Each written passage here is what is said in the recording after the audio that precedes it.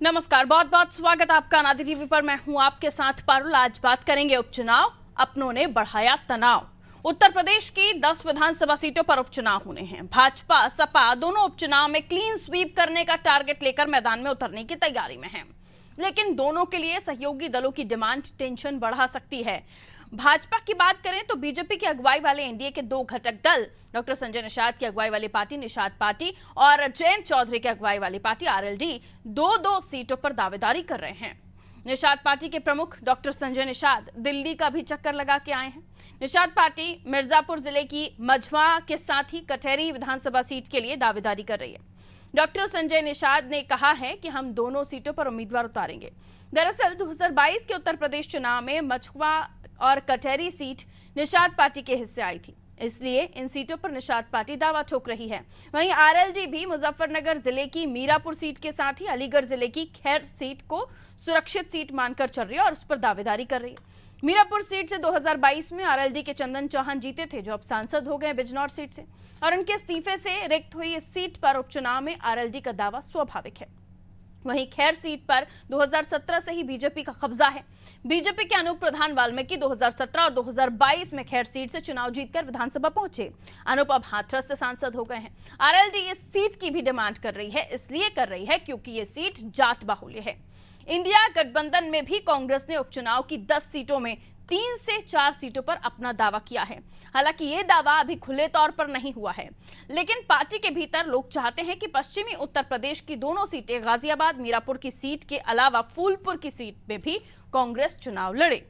तो दोनों ही खेमों में अभी उपचुनाव की तारीखों का ऐलान नहीं हुआ है, लेकिन तलवारें खिंच गई हैं और इसी को लेकर हम चर्चा करने की कोशिश करेंगे, क्योंकि एक तरफ उपचुनाव है और आने वाले 27 की तैयारी, लेकिन क्या दोनों ही दलों में, दोनों ही गठबंधनों में सब कुछ ठीक है? चर्चा करेंगे, मेहमानों से भी आपकी मुलाकात होगी, लेकिन कुछ पॉलिटिकल रिएक्शंस हैं वो आपको दिखा देते हैं, सुनिए। जनता की नाराजगी भारतीय जनता पार्टी के प्रति दिन पर दिन बढ़ रही है। उत्तर प्रदेश में इसीलिए लोकसभा चुनाव में बीजेपी को जनता ने, युवाओं, किसानों, महिलाओं, दलितों ने हराने का काम किया। तो अब जो उनके सहयोगी दल हैं और भारतीय जनता पार्टी, ये सभी स्वार्थी लोग हैं। इनका सबका स्वार्थ का गठबंधन है। आप देखिए उत्तर प्रदेश में जो सरकार है, पेपर लीक हो रहा है, भ्रष्टाचार हो रहा है, सहयोगी दलों के विधायक भ्रष्टाचार में लिप्त हैं। सहयोगी दल के नेता कह रहे हैं जब कॉल लेटर आए तो मुझे फोन कर देना। तो ये भ्रष्टाचारी लोग हैं, इसीलिए उत्तर प्रदेश की जनता इनसे नाराज है। भाजपा बैसाखी की सरकार, और जब ये बैसाखियां नहीं रहेंगी तो भाजपा की सरकार भी नहीं रहेगी। और भाजपा की तो नीयत ही है, उनकी नीति ही है कि घटक दलों को सम्मान मत दो, ना ही घटक दलों को उनका अधिकार दो। भाजपा के जो घटक दल हैं वो सवाल उठा रहे हैं। उत्तर प्रदेश में जिस तरीके की कानून व्यवस्था है, जिस तरीके से पेपर लीक के मामले आ रहे हैं, जिस तरीके से आरक्षण में धांधली हो रही है, उसका परिणाम यह निकल रहा है कि भाजपा के घटक दल, एनडीए के घटक दल खुद उनसे सवाल कर रहे हैं कि भाई आप आरक्षण में धांधली क्यों कर रहे हैं, आप आरक्षण का सही लाभ क्यों नहीं दे रहे हैं, चाहे वो अनुप्रिया पटेल जी हों, चाहे संजय निषाद जी हों। और देखिएगा उपचुनाव में बड़ी मुश्किल होगी कि ये लोग सब साथ में ही रहें। कि भारतीय जनता पार्टी उपचुनाव की 10 सीटों पर जबरदस्त तैयारी कर रही है। पूरी भारतीय जनता पार्टी के नेता और कार्यकर्ता लगे हुए। हमारा लक्ष्य आगामी उपचुनाव में सपा को शिकस्त देना और 10 सीटों पर विजय हासिल करना। रही बात एनडीए की, एनडीए के जो घटक दल हैं वो हमारा दिल्ली में हाईकमान है, वो तय करेगा कौन कहां लड़ेगा। पर आज की तारीख में भारतीय जनता पार्टी 10 की 10 सीटों पर अपनी तैयारी के साथ मजबूती से विपक्ष को पटखनी देने के लिए तैयार है। समझाने के लिए ये बातें अच्छी हैं, लेकिन अंदर खाने बहुत कुछ ठीक नहीं चल रहा है। और ये कई बार सार्वजनिक भी तस्वीरें हो गई, निषाद जी का बयान और ये खबर निकल कर आना कि जैन जी अपनी सीट तो मांग ही रहे हैं, लेकिन दूसरी सीट पर भी नजर है, खासतौर पर खैर, क्योंकि वो जाट बाहुल्य सीट है। मिलियन मेहमानों से जो हमारे साथ चर्चा में जुड़ रहे हैं, उनसे आगे हम जानने की कोशिश करेंगे कि वो आप इस मामले को कैसे देखते हैं और अपनी क्या राय रखने वाले हैं। पल्लवी जी हमारे साथ जुड़ी हुई हैं। पल्लवी सिंह, प्रवक्ता है भारतीय जनता पार्टी की, बहुत स्वागत। राजेंद्र सागर, प्रवक्ता है आप कांग्रेस से, आपका भी बहुत स्वागत करती हूँ सर। अजीत यादव, प्रवक्ता है सपा से, हमारे साथ जुड़े हैं, बहुत स्वागत। अलका सिंह जी, वरिष्ठ पत्रकार है, हमारे साथ जुड़ी हुई हैं। अलका जी, 10 सीटों पर उपचुनाव, तलवारें खिंच गई हैं, तैयारियां जोरों पर चल रही हैं दोनों ही दलों की तरफ से, लेकिन कहा यह जा रहा है कि दोनों ही दलों की तरफ से इस अग्नि परीक्षा को लेकर जो सेमीफाइनल है 2027 का, इसे लिटमस टेस्ट के तौर पर देखा जा रहा है। इसको लेकर अपनी तैयारियां तो हैं, लेकिन बाकी दल भी चाहते हैं कि हम क्यों पीछे रहें। जो हमें पहले मिली 2022 में, उन पर तो वो दावा कर ही रहे हैं एक एक सीट पर, लेकिन दूसरी और सीट भी मांग रहे हैं। भारतीय जनता पार्टी में तस्वीर है, वहीं सपा और कांग्रेस के बीच भी कुछ यही तस्वीर है कि कांग्रेस चाहती है कि उन्हें भी 3 सीटें मिलें। जी धन्यवाद पारुल जी। आज के डिबेट में मैं सभी का स्वागत करती हूँ।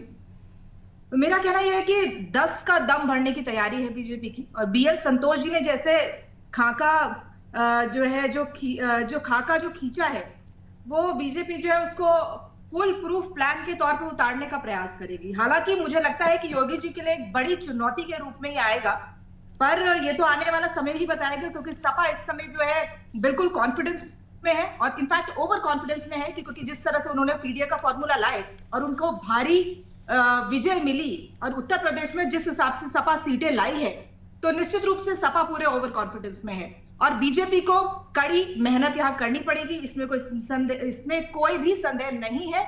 और बीजेपी अपनी तैयारियों में जुट चुकी है। बीजेपी अपने नेताओं को, मंत्रियों को हर तरीके से एक्टिव कर रही है। अभी भी हमने देखा, जो बीएल संतोष जी ने जो वहां पे मीटिंग ली थी अभी लखनऊ में, तो उन्होंने किस तरीके से एससी जो मंत्री थे उनको भी जो है बुलाया और मीटिंग ली। तो कहीं ना कहीं हम देख रहे हैं बीजेपी जो है एससी वोटों पे ज्यादा फोकस करने का प्रयास करेगी, क्योंकि बीएल संतोष जी का भी यही कहना था, जो हार का जो कारण बना, जो अब की बार जो कारण बना, वो निश्चित वो यही बना कि एससी वोट कहीं ना कहीं जो है इंडिया गठबंधन के साथ गया। पर अब बीजेपी कहीं ना कहीं उसी वोट को जो है हथियाने का प्रयास करेगी और उसी पे काम करने का प्रयास करेगी। तो लेकिन फिर भी मुझे लगता है कि बीजेपी के लिए एक बड़ी चुनौती होगी, लेकिन बीजेपी पूरी तैयारियों में जुट गई है।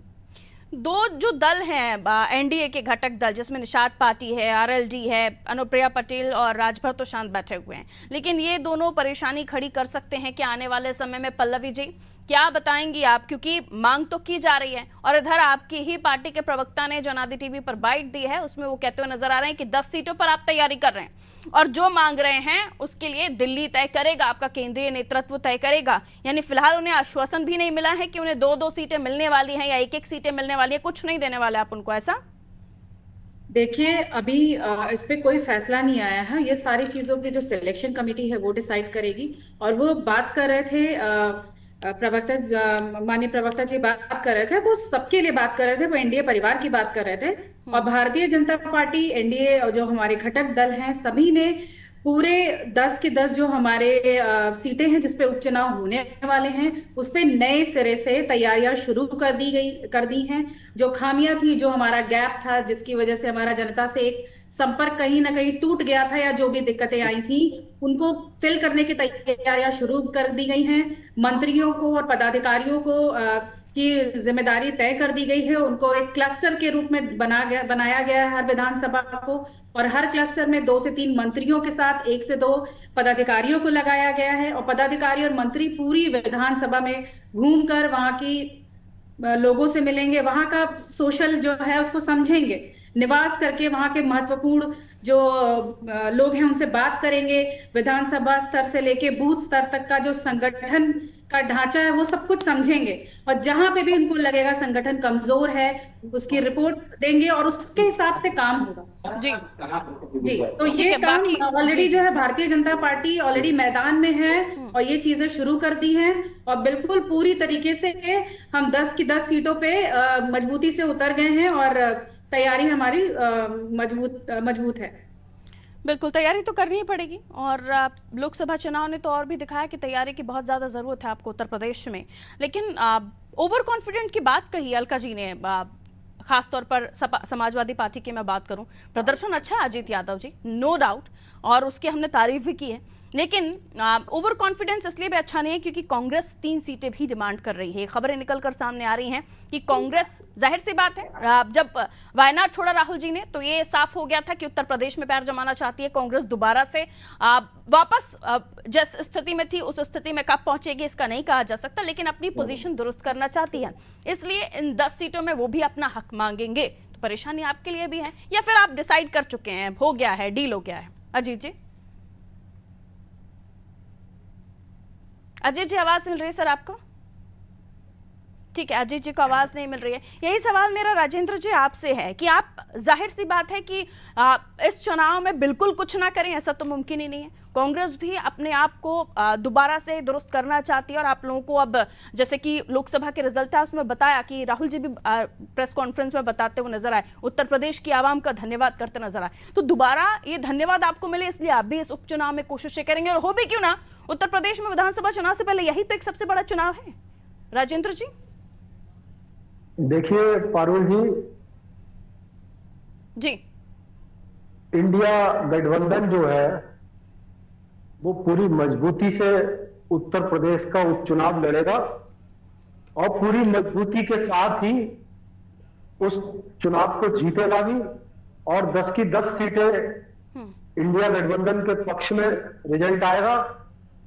बात जहां तक बंटवारे की है तो ये राष्ट्रीय नेतृत्व का काम है, और जैसा राष्ट्रीय नेतृत्व का जैसा आदेश होगा वैसा हम लोग जो है उसको फॉलो करेंगे। इनके यहाँ की तरह नहीं, उल्टा तो ये तो 38 दल इनके पास भी देखी कौन कौन से दल अभी निकलते हैं। समझे, जब सबका मजा लिया हुआ है तो सबको देना भी पड़ेगा, लेकिन हमारे यहाँ तो 2 लोग हैं, आपस में बैठ के कभी भी बात हो जाएगी और बात हो जाएगी, कोई दिक्कत नहीं है। और जब इंडिया गठबंधन है तो इंडिया के लिए ही सारा काम करेगा, और जो भी इंडिया की जनता के पक्ष में होगा उस पर जो है चुनाव लड़ा जाएगा और उस पर कार्य किया जाएगा आगे। तो ये तो कोई भी समस्या वाली बात नहीं है। ये तो जग जाहिर बातें हैं राजेंद्र जी जो आप कह रहे हैं, इसको लेकर डिबेट थोड़ी ना कर रही हूं मैं, ये तो आप सब जगह बोलते ही हैं, मीडिया बाइट्स में भी बोलते हैं। मैं सवाल कर रही हूं कि अब वो स्थिति कांग्रेस की नहीं है जो लोकसभा चुनाव से पहले थी, जिसको लेकर आप 17 सीटों पर भी ओके इट्स ओके चल जाएगा वाली इस पोजीशन में थे, लेकिन अब आप उस पोजीशन में नहीं है। अब आप आगे बढ़ चुके हैं। उत्तर प्रदेश में जो सीटें जिन पर उम्मीद नहीं की जा रही थी कि कांग्रेस निकालेगी, अपनी 2 सीटें पारिवारिक सीटें तो निकाली हैं, उसके साथ और भी सीटें निकाली हैं, तो अब इट्स ओके वाली कंडीशन कांग्रेस की नहीं, अब अच्छी मजबूत कंडीशन है। तो इसमें जाहिर सी बात है, आप उत्तर प्रदेश के उपचुनाव में इंडिया अलायंस जुटकर अगर लड़ना चाह रहे हैं तो आपको हिस्सा मिलेगा।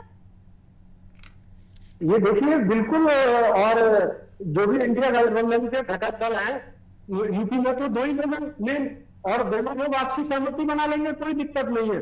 लेकिन चिंता तो लड़ेगी ना कांग्रेस, दमदारी से लड़ेगी, मजबूती से लड़ेगी, और अब वो औहदा नहीं है आपका जो लोकसभा चुनाव से पहले था। आदेश होगा, पारुल जी राष्ट्रीय नेतृत्व का आदेश होगा, बिल्कुल लड़ेंगे, और जनता चाहेगी तो बिल्कुल लड़ेंगे, और जनता का धन्यवाद हम पहले भी दे चुके हैं और फिर दोबारा देंगे कि भाई जनता ने जो है दोबारा से जो है गाजियाबाद, मीरापुर, फूलपुर ये सीटें कांग्रेस मांग रही है, सही है क्या?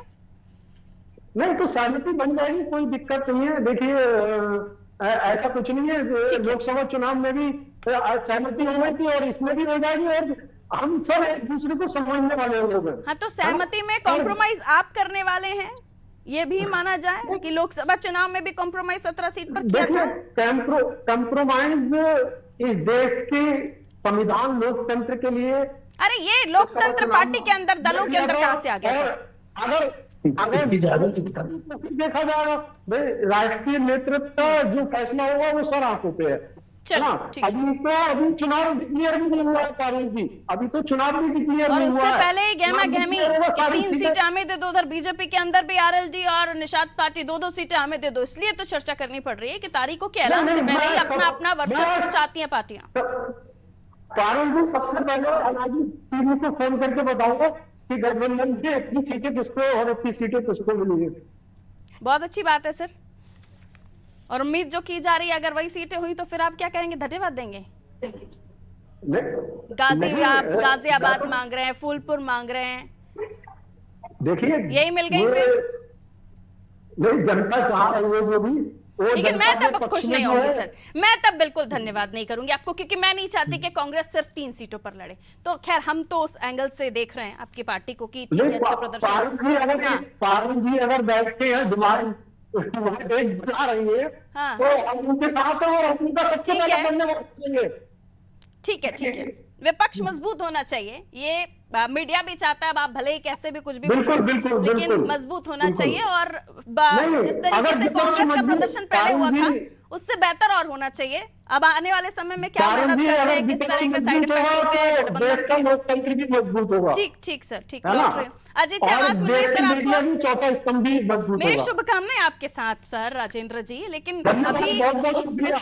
उस वक्त बहुत का बहुत धन्यवाद। उस गोल्डन टाइम का इंतजार करना होगा, थोड़ा सा रुक जाइए आप। बिल्कुल, लौट रहे हैं। धन्यवाद आपका, थैंक यू। ठीक, अजीत जी समाजवादी पार्टी से हमारे साथ जुड़े हुए हैं। अजीत जी, अभी से रस्साकशी का दौर शुरू हो गया है उपचुनाव की 10 सीटों को लेकर। माना जा रहा है कि कांग्रेस भी अपना दमखम चाहती है कि इस उपचुनाव में वो भी लड़े, और इसमें समाजवादी पार्टी सपोर्ट करेगी नहीं करेगी, कितनी सीटों पर हामी भरी जाएगी, सबको लेकर सर चर्चाओं का दौर शुरू हो गया है। आप क्या कहेंगे? हर पार्टी चाहती है कि हम ज्यादा से ज्यादा सीटें जीतें, ये हर पार्टी को सोचना भी चाहिए। लेकिन उत्तर प्रदेश ही नहीं, पूरे देश में आज जो राजनीति गठबंधन की चल रही है, तो समझौतावादी हमको नीति अपनाते हुए आगे बढ़ना होगा। और समाजवादी पार्टी उत्तर प्रदेश में विपक्ष की भूमिका में है और मजबूती से भाजपा के भ्रष्टाचार, अत्याचार और कदाचार के खिलाफ लड़ रही है। चाहे वो महंगाई का सवाल हो, चाहे पेपर लीक का सवाल हो, और चाहे उत्तर प्रदेश में आरक्षण में जो घोटाला किया गया 69,000 शिक्षक भर्ती में, उसकी लड़ाई हो, चाहे वो संविदा कर्मियों की जो अस्थायी करने की बात हो, वो बात हो, तो हम लोग मजबूती से, और जो सड़क बनाने में भ्रष्टाचार हुआ, ओवरब्रिज बनाने में भ्रष्टाचार हुआ, कुंभ के मेले में जो भ्रष्टाचार हुआ, सारे आवाज को समाजवादी पार्टी उत्तर प्रदेश में बखूबी निभाने का काम कर रही है। स्मार्ट सिटी के नाम पर आप देख रहे हैं कि किस तरीके से शहर जलमग्न हो गए हैं। अरे मैं आपके बीच में नहीं बोला, एक मिनट, अरे सुन तो लीजिए। भटक जाते हैं आप, मुद्दे पे आइए। बता रहा हूँ, भटक नहीं रहा हूँ। आपका चलता रहता है, वही सब करते रहते हैं आप लोग। मुद्दे पे आइए ना, कमॉन, जो बात हो रही उपचुनाव पे आइए, उस पर रहिए। अब कहाँ भटक रहे हैं हम? वही आप लोग का सब चलता रहता है। नहीं तो क्या चलाएं हम लोग, आप बताइए। पारुल जी, आज बीजेपी में आपने 2 परिवर्तन ला रखे हैं। क्या चलाएं? एक मिनट, क्या चलाएं हम? क्या चलाएं? जो मुद्दा है उस पे बात करिए। मुद्दा तो चुनाव होगा, चुनाव की घोषणा, उपचुनाव चलेगा आपकी बात नहीं, आपकी बार तुक्का नहीं चलेगा, आपका पीडीओ ये सब नहीं, ये थोड़ी तय करेंगी बैठ करके। ये स्टूडियो में बैठ के तय नहीं होगा, ये जनता तय करेगी कि तुक्का चलेगा कि चुनाव जीतेंगे। तो मैम की डिबेट से बचिए, बारी-बारी से अपनी बात रखिए। 10 सीटों पर चुनाव होने जा रहा है और उपचुनाव 18,000 वोट से हमने हराया जो वहाँ का विधायक था वर्तमान प्रवीण पटेल जी, जो विधायक थे 18,000 से फूलपुर में चुनाव हारे हैं। आप इसकी जानकारी कर लीजिए। 2 सीटों पर सपा जीती हुई है। ये तुक्का नहीं है, ये बिलारी के भाग से शिकार नहीं टूटा है। 37% वोट हम जो गठबंधन में विधानसभा 2022 में भी पाए हैं, और 33% अकेले वोट हम पा करके 37 लोकसभा सीट जीते हैं उत्तर प्रदेश में। ये तुक्का नहीं है, ये संघर्ष क्या है समाजवादियों ने सड़कों पर। जो बीजेपी का भ्रष्टाचार है वो सुनते नहीं बन रहा है। राम मंदिर के पुजारी बोल रहे हैं कि मंदिर पहली बरसात में पानी टपकने लगा। अरे अयोध्या मत जाइए, राम मंदिर मत जाइए। डिबेट का मुद्दा उपचुनाव और आपके इंडिया गठबंधन में चल रहा वो नहीं चल ठीक है, रुकिए दोनों चलेगा। पुण्य का काम कर दीजिए मंदिर में, थोड़ा आप लोग ही कुछ कर दीजिए पुण्य का काम मंदिर के लिए। कौन? तू मैम की डिबेट से बचिए प्लीज। जीवी नहीं है, चंदा जीवी पे भाजपा के लोग जीते खाते हैं। अजीत जी कहाँ चले गए आप सर? वहाँ पर जमीन के नाम पर रॉन्ग ट्रैक पकड़ लिया, रुक जाइए। कितने बड़ा अलका जी प्लीज रुकिए, अलका जी रुकिए, बेचने का काम कर रहे हैं। रुकिए, समय यूं ही बीत जाएगा तू मैम की डिबेट में, मुझे मूव ऑन करना पड़ेगा फिर। दोनों की ऑडियो डाउन कीजिए प्लीज, दोनों की ऑडियो डाउन कीजिए। तू मैम की डिबेट से बचिए सर। अजीत जी मुद्दे पर आइए, वरना मुझे आगे पल्लवी जी के पास जाना पड़ेगा। मैं अपने दर्शकों का टाइम वेस्ट नहीं कर पाऊंगी। अलका जी आप भी प्लीज अपनी बारी का इंतजार कीजिए। रुकिए जरा अजीत जी, हो गया सर कंट्रोल। कौन सा मुद्दा हम लोग बनाए? अजीत जी रुकिए, दोनों का म्यूट कर दीजिए ऑडियो। तू मैम की डिबेट से बचिए, बाकी मेहमानों का टाइम खराब हो रहा है। इनका कृषि मंत्री कहता है कि दाल का रेट 100 रुपए, उसको पता नहीं कृषि मंत्री को, और दाल बिक रही है 180 रुपए के ऊपर, और किस तरीके से मसालों का दाम बढ़ गया, अजीत जी, किस तरीके से रुकिए दोनों का ऑडियो डाउन कीजिए, म्यूट कर दीजिए दोनों को, और प्लीज बाकी मेहमान वेट कर रहे हैं। टाइम अब मेरे पास बहुत लिमिटेड है, बहुत लिमिटेड टाइम है। अजीत जी ध्यान रखिए प्लीज उस बात का। भ्रष्टाचार, महंगाई, इंडिया अलायंस में सब कुछ ठीक चल रहा है क्या? अजीत जी, इंडिया अलायंस, म्यूट कीजिए प्लीज दोनों को, दोनों संभलने वाले नहीं है मुझे लगता है।